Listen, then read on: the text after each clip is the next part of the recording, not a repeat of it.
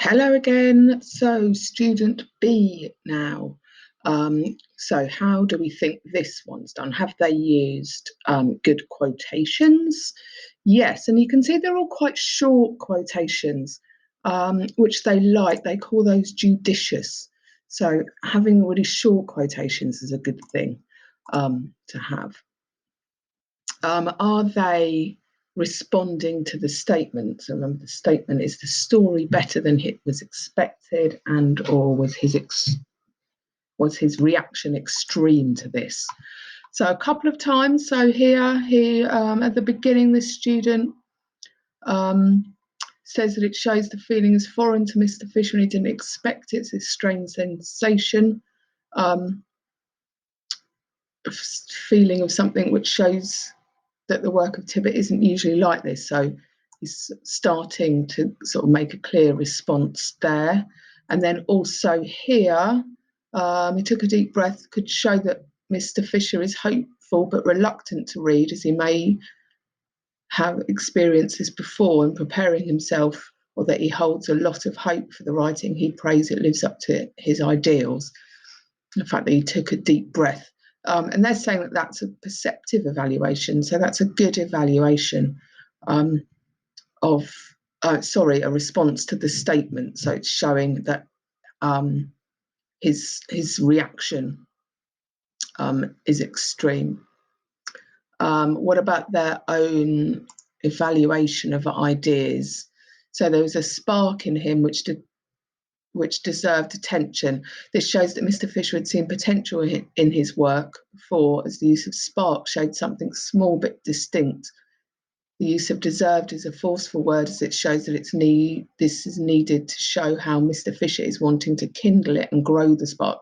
So you see it's sort of developing that idea of how the spark shows that he wants to ignite that spark. So that is, again, making quite a detailed evaluation of their ideas. So that's good. Are they talking about methods? Yeah, so this is whole bit here about adding unimportant information. It brings back the monotone in the beginning. Remember, the beginning of the extract is all quite boring about Mr. Fisher. So, and I think that's quite here. It shows here that you can refer back to parts of the statement, parts of the text that aren't in the question. You don't want to go into loads and loads of detail. You don't want to be making evaluations of that, but talking about how that is developed through by mentioning something that's happened at the beginning is a good thing to do if it's relevant, of course. But here they're talking about using frantic language and sentence forms. He reads it again critically. The time and the use of read it again shows a disbelief of what was written.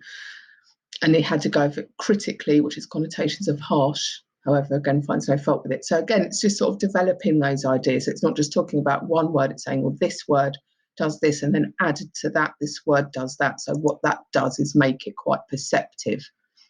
So it's showing that development of the writer and how the writer's done that. So those are the bits that have been given marks.